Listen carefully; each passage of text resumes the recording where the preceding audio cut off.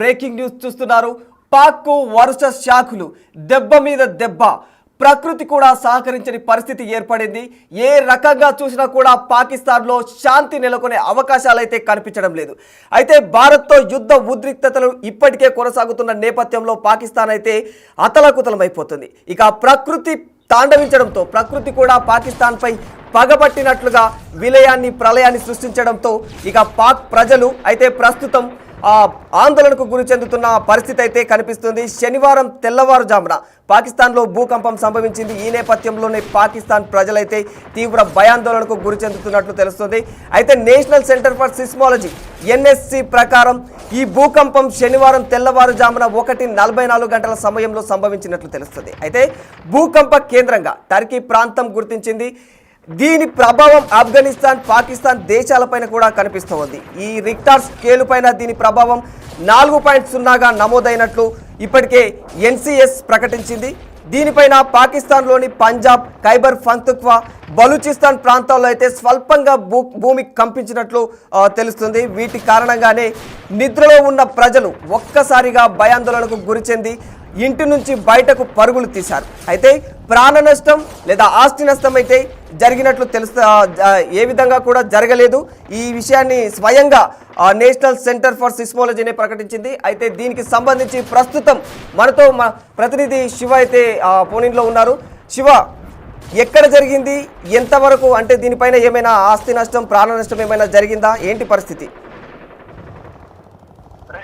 పాకిస్తాన్ కు వరుస షాకులు తగ్గుతున్నాయి. ప్రకృతి సైతం పాకిస్తాన్ కు సహకరించే పరిస్థితి ప్రజెంట్ పాకిస్తాన్ కి ఎదురవుతుంది. పాకిస్తాన్ లో భూకంపం సంభవించింది. టర్కీ కేంద్రంగా తెల్లవారుజామున భూకంపం సంభవించినట్టుగా కూడా నేషనల్ సెస్మాలజీ డిపార్ట్మెంట్ తెలిసింది. శనివారం తెల్లవారుజామున 1:44 భూకంపం సంభవించిందని రిక్టర్ స్కేల్ పై దీని ప్రభావం అనేది భూకంప తీవ్రత 4.0గా నమోదైనట్లుగా కూడా అధికారికంగా national Centre for Seismology department తెలియజేసింది. ఎటువంటి ప్రాణ ఆస్తినతకు సంబంధించి ఇప్పటివరకు ఎటువంటి అధికారిక ప్రకటన ఇవ్వలేదు. 10 కిలోమీటర్ల లోతులో ఈ భూకంపం సంభవించినట్లు National Centre for Seismology department తెలియజేసింది. ఈ నెల 5న ఆఫ్ఘనిస్తాన్ లో భూకంపం ఏర్పడింది. రిక్టర్ స్కేల్ పై అది కూడా 4.5గా ఉన్నట్లుగా కూడా NCS పేర్కొంది. ఇక దీని ప్రభావం పాకిస్తాన్ పై పడినట్లు కూడా తెలుస్తోంది. ఒకవైపు భూకంపం, మరోవైపు భారత్, దానిలోనూ అంతర్యుద్ధం. ఇక ముప్పేట దాడిని ఎదుర్కొంటున్నట్టు కనిపిస్తుంది. ఒకవైపు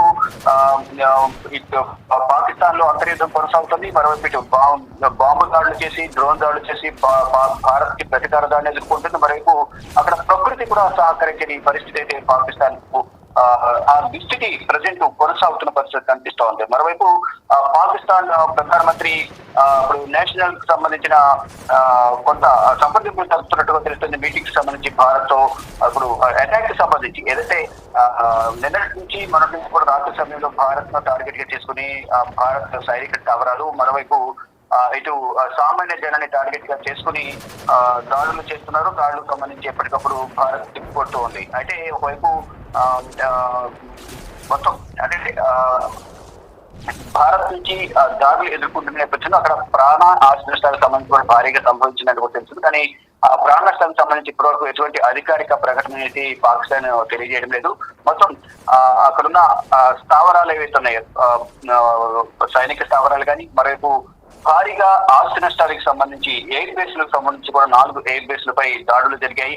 మరోవైపు ఇటు బలూచ్ లిబరేషన్ ఆర్మీ కూడా అక్కడ దాడులు చేసింది. రాత్రి ఒకవైపు డ్రోన్లతో భారత్ పై దాడి చేస్తున్న నేపథ్యంలో పాకిస్తాన్ పైన అక్కడ బలూచ్ లిబరేషన్ ఆర్మీ దాడులు కొనసాగిస్తోంది.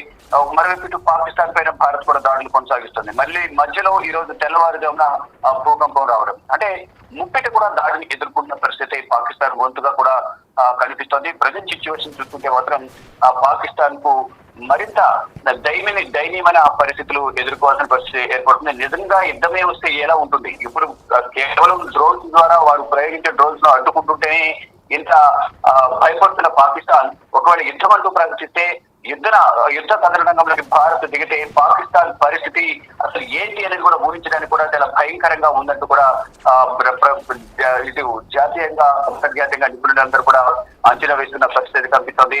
మొత్తం ఎక్కడికక్కడ ఒకరు ప్రయోగించిన డ్రోన్స్ ను మొత్తం డ్రోన్ డిస్ట్రాయ్ చేస్తున్నారు. ఇది గగనతలంలోని వాటిని పేరుస్తున్న పరిస్థితి కనిపిస్తుంది. ఇటు అంటే సరిహద్దు రాష్ట్రాలను టార్గెట్ చేసుకుని వారు దాడులు చేస్తున్నారు. ఇటు పాకిస్తాన్ పిఎం కూడా నేషనల్ కమాండ్ సంబంధించిన కమాండ్ అథారిటీతో సంప్రదింపులు జరుపుతున్నట్టు కూడా తెలుస్తుంది. అంటే భారత్ దాడులు చేస్తున్న అంటే వారు దాడులు చేస్తున్నారు, భారత్ కూడా ప్రతిదాడులు చేస్తున్న నేపథ్యంలో ఆ దాడుల నుంచి వారిని కాపాడుకునేందుకు అనేక ప్రయత్నాలు చేస్తున్నారు. ఇటు ప్రధాని ఇంటి సమీపంలో కూడా లాస్ట్ నైట్ అంటే బిఫోర్ నైట్ దాడి జరిగింది, బాంబ్ బ్లాస్ట్ జరిగింది. ఆయన అక్కడ నుంచి వేరే ప్రాంతానికి సురక్షిత ప్రాంతానికి వెళ్ళిపోయిన పరిస్థితి కనిపిస్తోంది. కానీ ఎక్కడ చూసినా సరే పాకిస్తాన్ లో డ్రోన్ల దాడితో భయపడుతున్న పరిస్థితి కనిపిస్తుంది. అంటే ఎక్కడ కూడా ప్రతిది కూడా పాకిస్తాన్ దాడి చేస్తేనే భారత్ ప్రతి దాడి చేస్తూ ఉంది. దానిలో భాగంగానే ప్రజెంట్ భయానక వాతావరణం పాకిస్తాన్ లో కొనసాగుతుంది. దానికి తోడు ఇప్పుడు ప్రకృతి కూడా వారికి సహకరించలేదు, ప్రకృతి విపత్తు కూడా ఎదురవుతున్న పరిస్థితి కనిపిస్తుంది. అంటే అంత ప్రభావం చూపించకపోయినప్పటికీ కూడా 4.0 అంటే కొంతవరకు ఎఫెక్ట్ ఉన్నప్పటికీ కూడా అంతగా ప్రాణ ఆస్తి నష్టాలు సంభవించే అవకాశం లేదు అని కూడా వారు చెప్తూ ఉన్నారు. కానీ ఇప్పటివరకు కూడా ఎటువంటి ప్రాణ ఆస్తి నష్టానికి సంబంధించి ఎటువంటి అధికారిక ప్రకటన అనేది లేదు. ఈ నేపథ్యంలోనే ప్రకృతి సైతం పాకిస్తాన్ కు సహకరించడం లేదంటూ కూడా సోషల్ మీడియాలో కొన్ని ట్రోల్స్ అయితే వైరల్ అవుతున్న పరిస్థితి కనిపిస్తోంది. Radha, thank you Shiva.